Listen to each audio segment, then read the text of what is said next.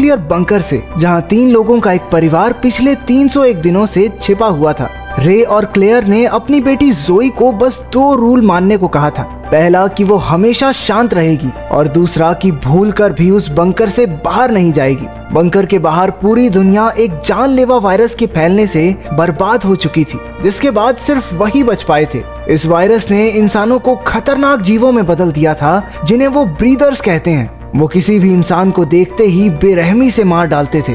आज से 301 दिन पहले उन्होंने देखा था कि उनके पड़ोसी हड़बड़ी में शहर छोड़कर जा रहे थे। उन्होंने पूछने पर भी कुछ नहीं बताया और जल्दी से निकल गए। पता चला कि एक तेजी से फैलने वाला खतरनाक वायरस उनके शहर किंग्सविल में आ पहुंचा है। इन्फेक्शन के डर से सब लोग अपना घर छोड़कर हाईवे की तरफ भागने लगे, लेकिन रास्ते में ही पुलिस ने सबको रोककर उस इलाके में कर्फ्यू लगा दिया। तभी तो फाइटर जेट्स ने जोरदार बमबारी शुरू कर दी, जिससे लोगों में अफरा तफरी मच गई। रे जल्दी से अपने परिवार को एक स्कूल की तरफ ले आया और इससे पहले कि उन पर भी बॉम्ब गिरता, वो सब एक अंडरग्राउंड शेल्टर में उतर गए। वर्तमान समय में जोई एक बहुत बुरा सपना देखकर अचानक नींद से जागी। सपने में ब्रीदर्स ने बंकर में घुसकर हमला कर दिया था। उसकी मां ने उसे विश्वास दिलाया कि वो सब सुरक्षित हैं, क्योंकि उसके पिता बाहर नजर रखने गए हैं। रे ने भी वापस आकर उसे समझाया, लेकिन वो बहुत डरी हुई थी। जोई ने खुद सीढ़ी चढ़कर देखा कि दरवाजा लोहे की मजबूत जंजीरों से बंधा हुआ था। ये देखकर उसे शांति मिली और वो अपने माँ बाप के पास किचन में चली गई। फिर उसने अपनी माँ क्लेयर के साथ रोज की तरह दीवार पर एक और लाइन बनाई, जो दिखाती है कि उन्हें उस बंकर में रहते हुए एक और दिन पूरा हो चुका है। अब उन्हें वहाँ पूरे 302 दिन हो चुके थे। इतना वक्त अकेले रहने से जोई उदास थी, क्योंकि वहाँ उसकी उम्र का दूसरा कोई बच्चा नहीं था। वो इस गुमसुम जगह में रहते रहते थक चुकी थी। इसके बाद वो सब खाना खाने बैठे, लेकिन पता चला कि खाने का डिब्बा एकदम खाली था। असल में वहाँ एक चूहे ने घुसकर उनके बचे खुचे डिब्बे खाली कर दिए थे। उन्होंने हिसाब लगाया कि चूहा एयर डक्ट के जरिए अंदर घुसा होगा। चूहे के बारे में सुनकर जोई सहम गई।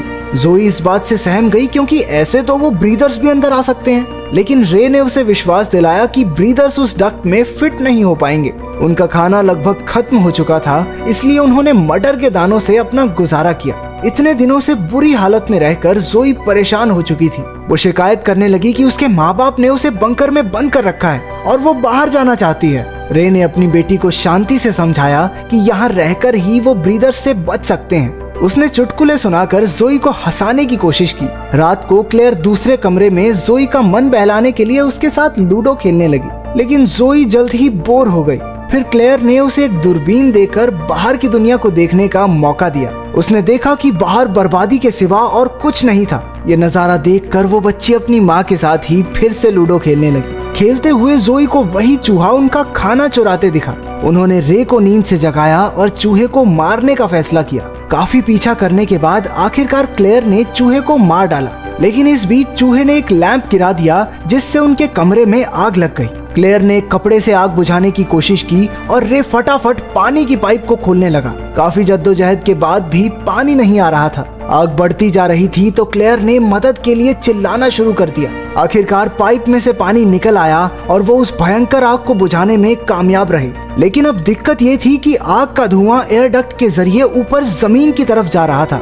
उन्हें एहसास हुआ कि ये उड़ता धुआं जरूर ब्रीदर्स की नजर में आ जाएगा, इसलिए उन्होंने फटाफट बाहर जाकर एयर डक्ट को ढकने का फैसला लिया। जोई के माँ बाप ने उसे वहीं रुकने को कहा और खुद बाहर निकल गए। जोई पेरिस्कोप से उन पर नजर रखे हुए थी। तभी उसने एक अजीब परछाई को उनका पीछा करते देखा। उसे लगा ब्रीदर्स ने उसके माता पिता को देख लिया है। जोई ने जोर जोर से चिल्लाकर उन्हें सावधान करने की कोशिश की, लेकिन वो इतना दूर थे कि उन्हें उसकी आवाज सुनाई नहीं दी। वो हड़बड़ी में रूल्स को तोड़कर बंकर से बाहर निकली और जल्दी से अपने माँ बाप की ओर भागी। बाहर उसे दूर दूर तक कोई दिखाई नहीं दिया। वो जोर जोर से अपने माँ बाप का नाम चिल्लाते हुए उन्हें ढूंढने लगी। अचानक से क्लेयर जोई के पीछे आ गई और उसका मुंह बंद कर दिया। जोई ने उन्हें उस परछाई के बारे में बताया। पता चला कि वो असल में कुछ हिरण थे। वो तीनों खतरे से बचने के लिए भागकर अपने बंकर में चले गए। अंदर पहुंचते ही उन्हें ऊपर से ब्रीदर्स के चलने की आहट सुनाई थी। जैसे ही वो पैरों की आवाज उनसे दूर जाने लगी, जोई की डॉल की रस्सी अचानक कहीं अटक कर खिंच गई और उस डॉल में जोर जोर से म्यूजिक बजने लगा। रे बुरी तरह से डर गया और उसने डॉल की आवाज को बंद करने के लिए उसे पूरी तरह फाड़ डाला, लेकिन अब बहुत देर हो चुकी थी क्योंकि ब्रीदर्स ने उस गुड़िया की आवाज सुन ली थी। वो जोर जोर से बंकर के दरवाजे की जंजीरों पर वार करने लगे। एक एक करके जंजीरें खुलने लगी थी। ये देखकर रे और क्लेयर सीढ़ी से चढ़कर उन्हें खुलने से रोकने की कोशिश में लग गए। एक पल को दरवाजा खुलने ही वाला था, लेकिन उन्होंने किसी तरह उस ब्रीदर को अंदर आने से रोक दिया। उन्होंने सोचा कि खतरा टल गया, लेकिन ये उनकी गलतफहमी थी। बाहर से आ रही आवाजें तेज हो गई। वहां पर और ब्रीदर्स पहुंच चुके थे। उनके कुछ करने से पहले ही ब्रीदर्स ने लोहे का दरवाजा तोड़ दिया और वो थम से नीचे आकर गिरा। वो तीनों हड़बड़ाहट में दूसरे कमरे की ओर भागे। क्लेयर ने लैंप गिराकर आग लगा दी, जिससे वो रास्ता ब्लॉक हो गया। उन्होंने एयर डक्ट के रास्ते से बाहर भागने का फैसला लिया। रे की मदद से क्लेयर उस तंग पाइप से बाहर आ गई। ऊपर जाकर उसने देखा कि खुशकिस्मती से वहाँ कोई ब्रीदर नहीं था। रे ने तुरंत जोई को भी पाइप से बाहर निकाल दिया, लेकिन जब उसने खुद बाहर निकलने की कोशिश की तो उस तंग पाइप में वो फिट ही नहीं हुआ।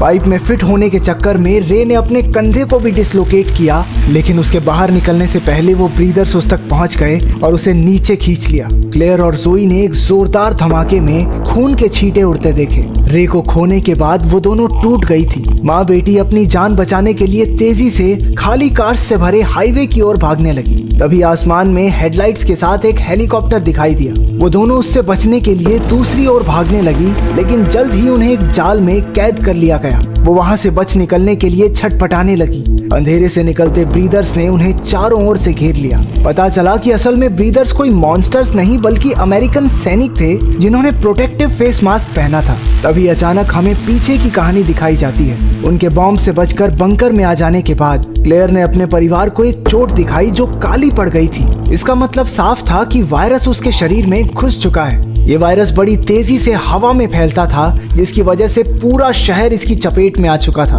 वर्तमान समय में सैनिकों ने उन दोनों का ब्लड टेस्ट करने के लिए सिरिंज निकाली। क्लेयर और जोई के खून से पता चला कि वो दोनों इन्फेक्टेड थे।